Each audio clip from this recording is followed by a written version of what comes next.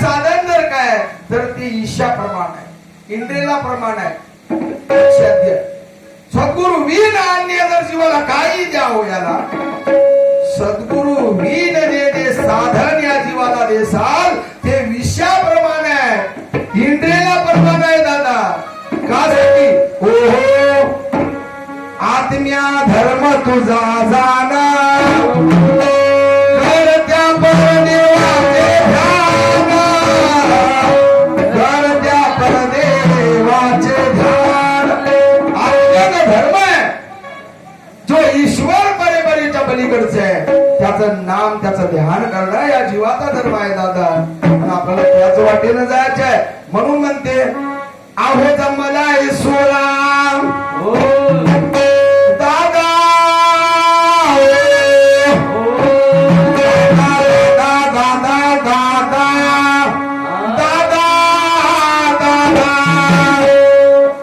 जमला ईश्वरा भक्त झाले गोळा, आता काय मागू मागण.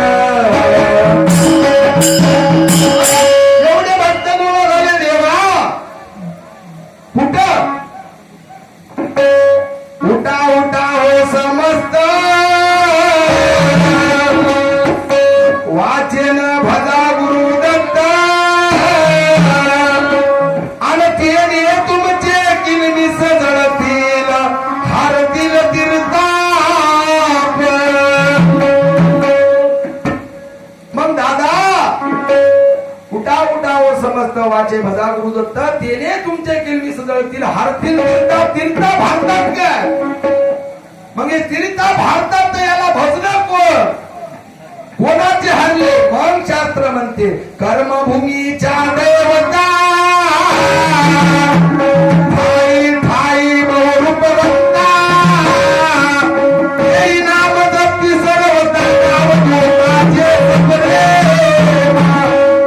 बरं, कर्मसर्टीच्या देवता नाव घेतात. आजोबाई बाबा म्हणले, अरे हे काय आजोबायाच्या पुढचं ऐक म्हणलं. मग क्षीरसागर शेषशाही आणि अष्ट भैरव काही, विश्व चैतन्य जगदवती दत्त नाम समारती. अरे बाप रे म्हणले, क्षीरसागर शेषशाही अष्ट भैरव विश्व चैतन्य चक्रधर एवढे जण. आजोबा म्हणले अजून अजून काय आहे काय? सहा शास्त्र मौनावले, 11 पुराण भामावले, 4ही वेद थकीत झाले अमृत महिमावरणी. आता कस कराव मामा? शास्त्र म्हणते नंतर नाही असं म्हण ना मामा, म्हणून मी म्हणालो. शास्त्र हे पहिलं सांगलेलं म्हणते आता कसं करावं मामा, लागाव कोणत्या कामा, जिथं आपलं खरं धन हाय तेच घेवा आता मामा.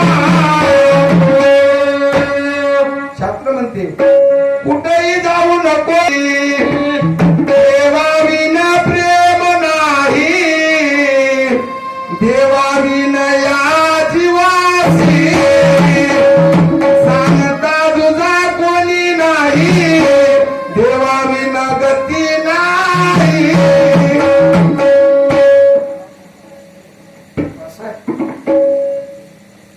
भजन त्याचं नाव काय? भजन तत्वतन. हा त्याला भजन म्हणतात दादा. म्हणून शास्त्र म्हणते जमलाय सोळा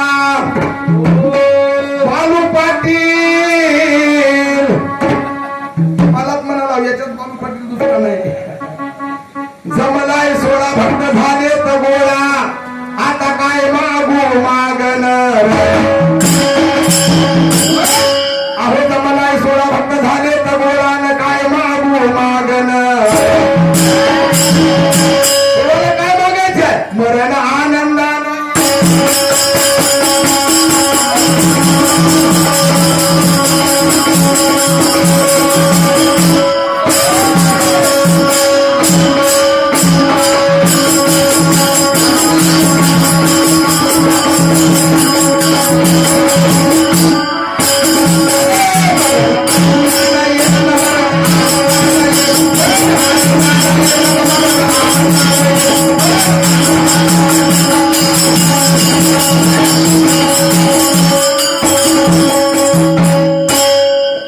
आदरणीय सुरेशरावजी, ज्ञान जैसे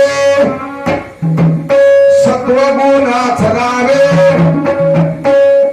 चारित्र्यावीना ईश्वर न पहावे, संत मंत दैवगती घेवनिया, आज रामरच व्हावे, आज रामरीच व्हावे. एवढ्या गोष्टी करत करत जायचे. एक सेवा केल्यानं जीवाचं भूत सुटणार. याही सेवेपेक्षा जे मौल्यवान आहे, दादा मी सांगतो तुम्हाला काय म्हणते. ओहो, गुरु घरी स्वयंपाक करता, काय गुरु घरी स्वयंपाक करता काही दिसत नाही, आणि हजारो पंक्ती जेवण राहती कमी पडत नाही. गुरु घरचं भवन बघायला गेलं तर सूक्ष्म आहे, बारीक आहे. इथं ज्याच्यापाशी आहे डोसक्याचा माल त्यानं जेवा इथल्या घरला. म्हणून म्हणले शास्त्र, गुरु घरी स्वयंपाक करता काही दिसत नाही, मात्र हजारो पंक्ती जेवून जाती कमी पडत नाही. स्वयंपाक कितला हो, याला खाणारा कसा पाहिजे. आता पुढे सांगलं, ऐक नाम धारका ज्ञानाचे हे बोल,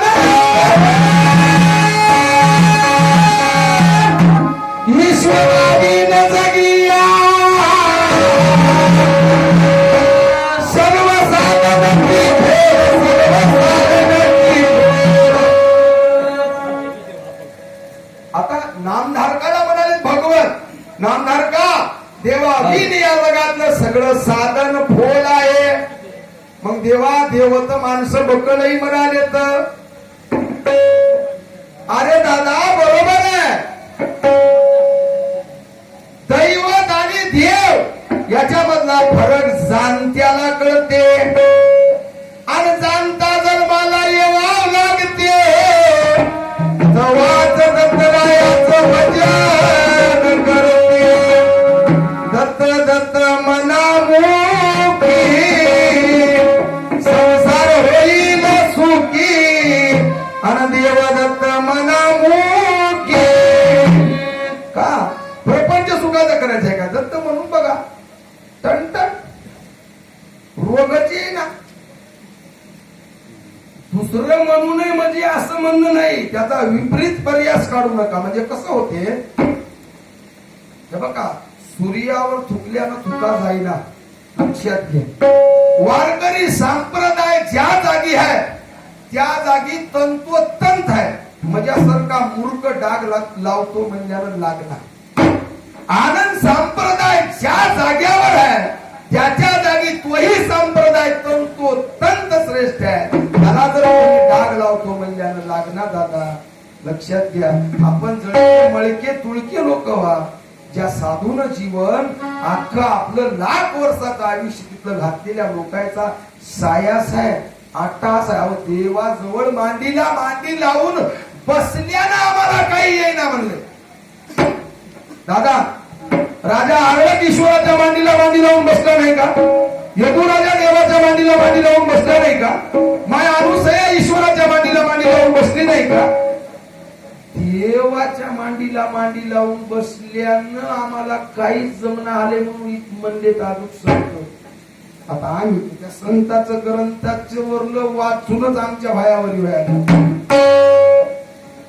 अरे दादा ते ग्रंथ लिहवलेला अभिमान नाही तर वाचिलेला काला अभिमान येऊ. काय म्हणते तुमचं मत, लिहवलं एवढं जगात त्यासाठी भांडार, त्यालाच अभिमान नाही, वाचिणाऱ्याला अभिमान काय. ज्यानं गाथा लिहला तू कोबारायानं कधीच अभिमान आला नाही. लक्षात घ्या, ज्ञानेश्वर माऊलीनं जिती समान घेतली, निर्जीव भीतीला सर म्हणलं.